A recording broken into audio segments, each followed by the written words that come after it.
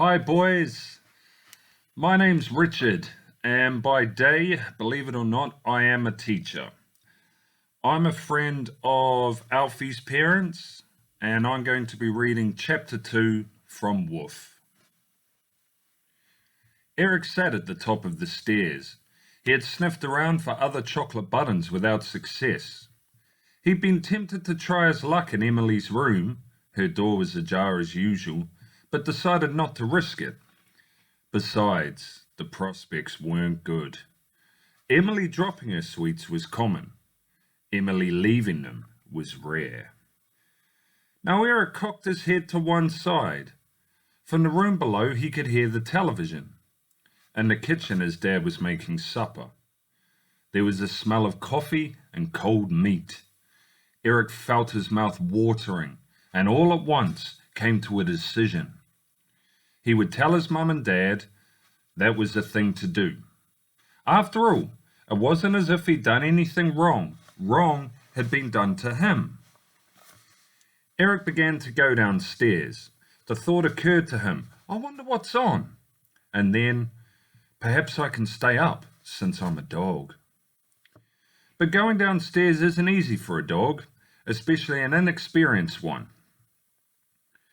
Eric found his stomach was dragging on the steps and being tickled by the carpet. What was worse, his back legs kept catching up with his front. On the last few steps he took a tumble, he skidded on the hall mat and he bumped into the coat stand. After that, the sitting room door opened and the hall light went on. It was gloomy there and Eric's mum appeared. Mrs. Banks looked down at him.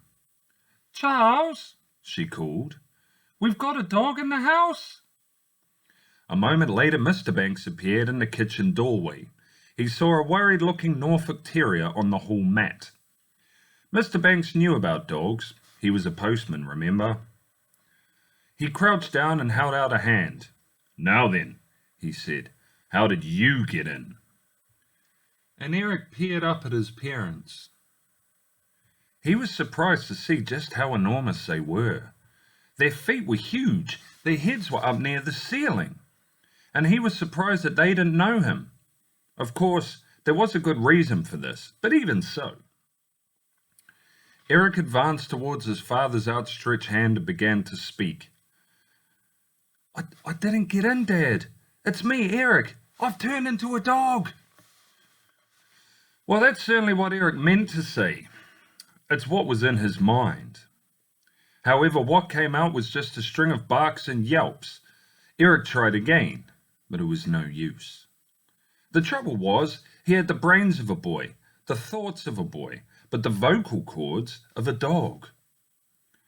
Mr. Banks patted his head. It occurred to him that he had seen this dog before. Its expression was familiar. Now Eric in desperation began prancing about. He had the idea of somehow miming who he was, or at least showing his parents that here was no ordinary dog. The effect was convincingly dog-like.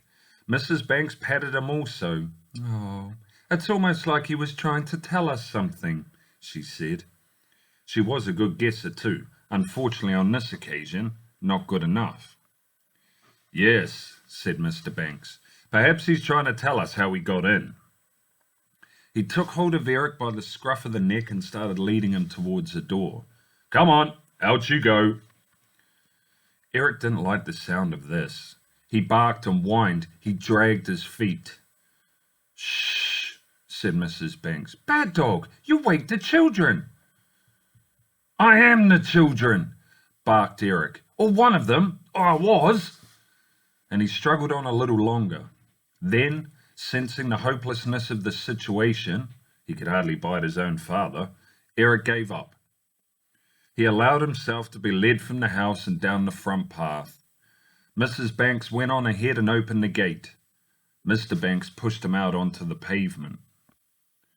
"Off you go," he said, and he clapped his hands. "Shoo, shoo." And reluctantly, Eric shuffled off a few steps and sat down. While his parents' backs were turned, he pushed his head through a gap in the fence. He watched them as they returned to the house. He heard his mum say, "I wonder, how did he get in?" And he saw the front door close. Eric rested his muzzle on the bottom rail of the fence and felt hard done by. A warm breeze ruffled the fur along his back. Garden smells assailed his nose. He pricked his ears to catch a distant chiming of an ice cream van. Someone across the road was playing a piano. Someone was laughing. Eric stared forlornly at his own front door. He began to think of ways to get back in. Just then, a young cat came sauntering round the corner out of Clay Street. The cat saw Eric, and Eric saw the cat more or less at the same time. The cat, though inexperienced, knew what was called for. It turned, and it ran. Eric didn't hesitate either. Here he was, a dog, abandoned on the street by his own parents because he was a dog. What else was he to do? It wasn't his fault. He ran after the cat. Now Eric didn't catch the cat, though he tried hard enough. He chased it down Clay Street and into Apollo Road. He almost cornered it by the Ebenezer Chapel. He only lost it at the Scout Hut. At the Scout Hut, the cat left the pavement and ran up an 8-foot fence instead. An older cat would have done something of the kind a lot sooner. Eric skidded to a halt. He barked. He pranced about at the foot of the fence. The cat glared at him from the top, swished its tail, and disappeared. Eric stopped prancing. He barked half-heartedly at the spot where the cat had been. Now that he had time to think, he was embarrassed. He looked up and down the street to see if anyone was watching. He had his tongue out, panting. More embarrassment. Across the street, a man and a dog came out of one of the houses. Eric recognized the dog. It was a bull mastiff he sometimes had trouble with on his paper round. His dad had trouble with it too. The mastiff spotted him and began barking fiercely and straining on its lead. Eric couldn't understand the barks in detail, but the general meaning was clear. When he could see which way the man and dog were going, he hurried off in the opposite direction. From a safe distance, he allowed himself a defiant bark for the mastiff's benefit. Eric trotted on. He glanced back once or twice to check that he was not pursued. He began to think about his troubles. That cat distracted me. I've got no reason to be running the streets. He was in Vernon Street now, and heading up towards the park. Yet if I go home, I'll get put out again. Eric slowed down and finally stopped. He looked around in a baffled way. There was an interesting smell of sausage roll in the air. He ignored it. Overhead, the sky was cloudless and full of light. Though it was getting late, 9:30 at least. Suddenly, Eric thought of something. He remembered the writing he'd seen scrawled on the fence which the cat had run up. "Down with the villa! PL loves RV," and so on. He remembered reading it. Well, and this was the point. If he could read, he could write. He could go home and scratch a message in the dirt. SOS Eric, or just Eric. That would do. Mum and Dad aren't stupid, he thought. They never get rid of a dog who could write their own son's name and then he had another idea. Emily's Sandpit, that was the place. And Eric at once became impatient to try out his idea. Luckily on Vernon Street there were grass verges between the front gardens and the pavement. He soon found a bare patch suitable for his purpose. He looked around. 2 girls with tennis rackets were coming down the street. He waited for them to pass. A woman with a pram went by on the opposite side. A car and a couple of cyclists came and went. Then it was clear. Eric sat up straight and extended his left paw. He brushed a sweet paper and a bit of twig from his chosen spot, and he began to write. E-R-I-C. and he scratched his letters in the dusty earth.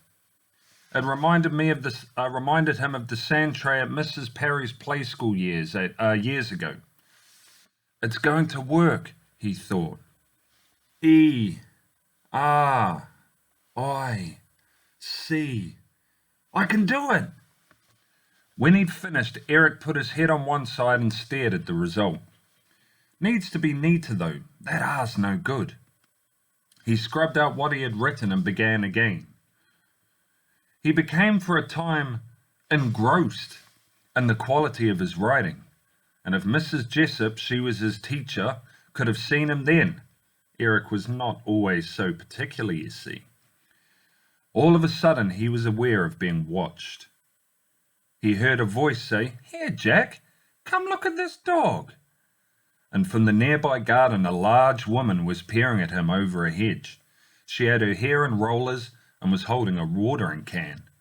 "He's writing. In the dirt." And from the direction of from the house, a man's voice said, "Oh, get off." He is. He's stopped now, but he's scrubbing it out." "Ah, get off," said the man. And Eric considered the situation and decided to leave. He set off up the street. E-R-I-C, he heard the woman say. "Eric, that's what he wrote." "Ah, get off," the man said. And there was a burst of laughter. "That's no name for a dog." And that's the end of chapter 2. I hope you've enjoyed it. And boys, keep reading, keep learning, keep having fun. Okay? Thank you.